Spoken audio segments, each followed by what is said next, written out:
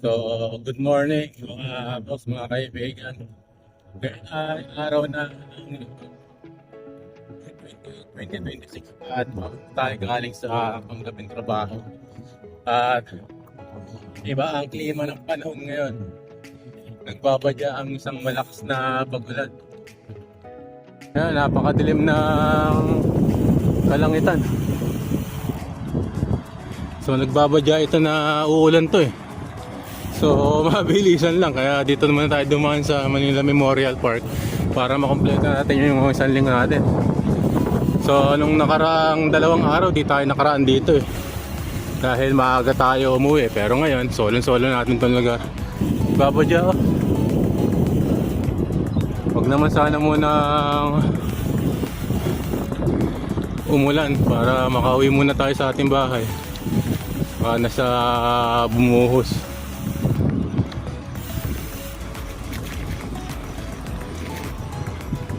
So balita ko kasi may bagyo. Kaya ganun. Kaya ang panahon natin ngayon ay ano eh, medyo kakaiba. Kaya kita nyo, wala kang ganong nagja-jogging. Solo ko tong lugar na to. So kita dito wala dati na pagka ganitong oras alas 6 ay marami nang nagja-jogging. So ngayon eh wala. Iba yung klima ngayon mga kaibigan.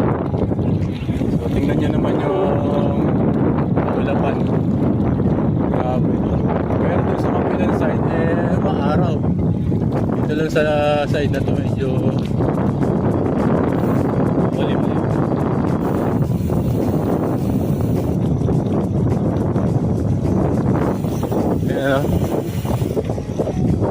So butan lang natin ito na isang mabilisan and then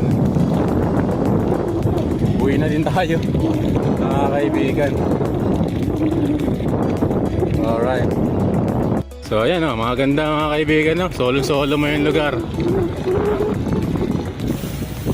Yung dati eh maalangan ka pa minsan mag vlog eh, bagamat matagal mo nang ginagawa eh, nakakaya din minsan. Kala siguro nila sila yung binibidyo mo. Ayun. So medyo madalas lang ang karsada mga kaibigan. Kaya ingat-ingat lang tayo.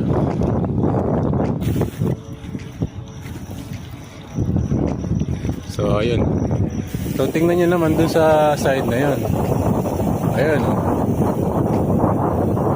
Tindi ng ano, ulap. Sigurado yung uulan yan eh. Huwag muna sanang bumuhos. Yun o.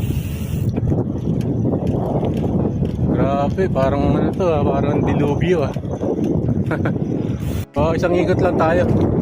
So maganda naman yung nangyari ngayong araw ng Sabado na trabaho natin. At kumpleto naman tayo eh.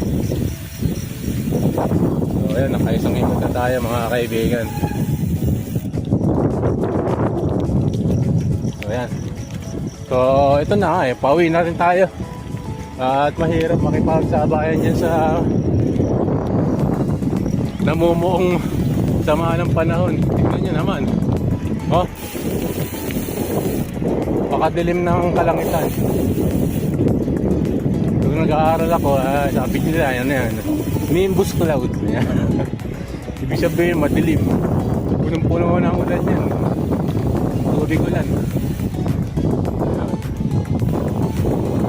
Pero, maaraw naman dun sa kabilang side.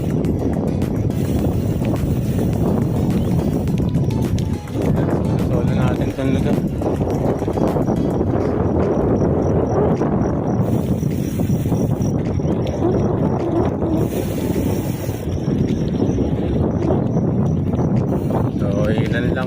Parang ako lang yata ang tao dito sa Manila Memorial.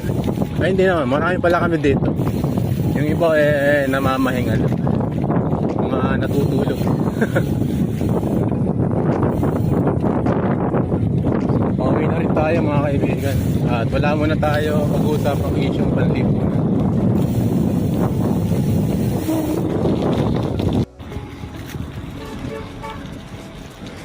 So yan, nililibot ko lang kayo rito sa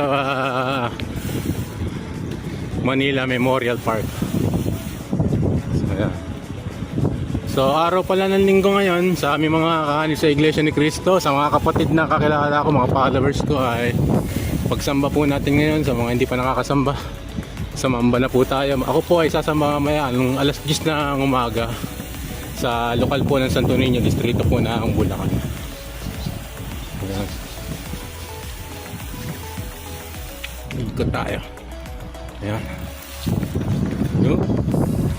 Tingnan niyo.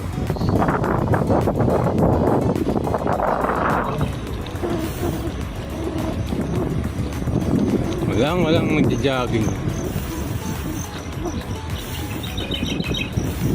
Hindi, solong-solo mo lang ang pagligid. Ah, ang ganda oh.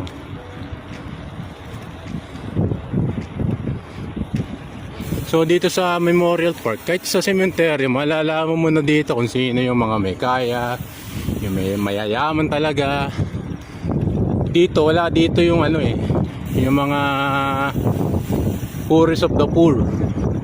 Kasi syempre, alam naman natin yung ibang mga hindi maka-afford ng lote ay dun sa apartment type na puntod sila kumukuha para mailbing yung kanilang mahal sa buhay. Pero yun ay may kontrata, apartment. Siguro 5 years, 10 years after nun ay aalisin ka na. Then ipa-plastic ka na lang, syempre buto ka na lang nun. Kaya yun, kahit sa pagkamatay po makikita nyo na talaga kung sino yung mga may kaya o hindi. Ito talaga dito sa Memorial may mga bahay talaga. Yung mga itong isa na to may aircon pa.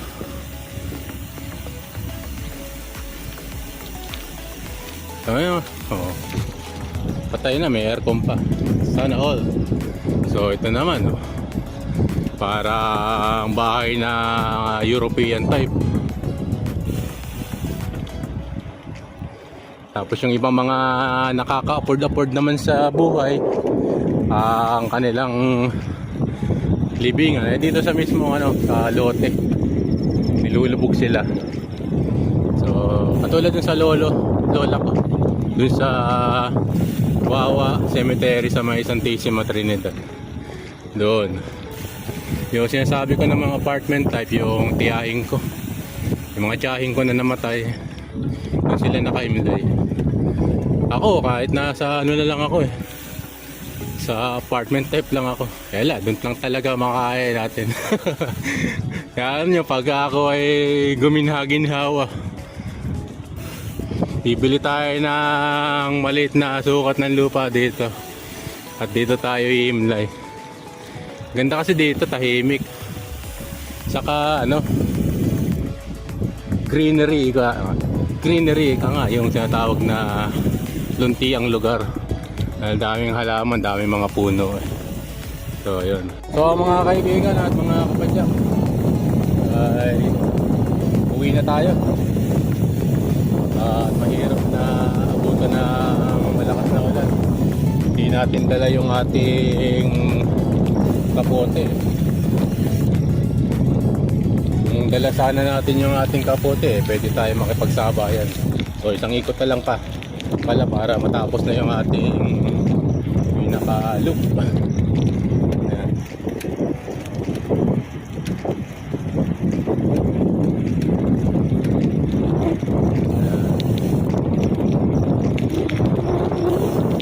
Ilan lang naman ang ating ginagawa. Kada uwi tayo galing ng trabaho, magpapapawis ng konti. Nakitulong din kasi ito sa kalusugan yung pagpadyak sa umaga. Nabubuhay yung ugat at ang mga muscle. Ayan. Okay. So ngayon merong rally nga yung sinasabi na may sama-samang rally ng mga iba't ibang pangkating pangrelihiyon. Pero hindi po kami kasama dyan.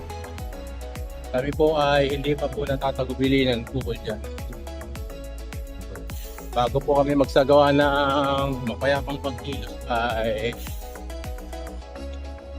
pinapaalam muna po sa amin kung kailan, saan, at paano po maisasagawa ng pangayos sa pagkilos.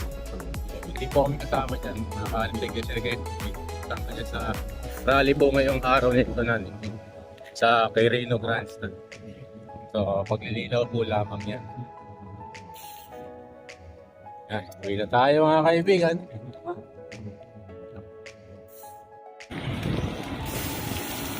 So, tingnan mo nga naman to. Oh. Ba talaga pagka may pera ka? Yung bang sobra-sobra yung pera mo hindi mo na malaman kung saan mo ilalagay. Pag namatay ka, paggawa ka ng bahay. Kaya kahit sa huling hantungan mo, meron kang sariling bahay. So dito puro Chinese ang mga nakalibing dito Chinese. Okay. So maraming salamat sa inyong pagsama at ingat po tayo lagi. God bless.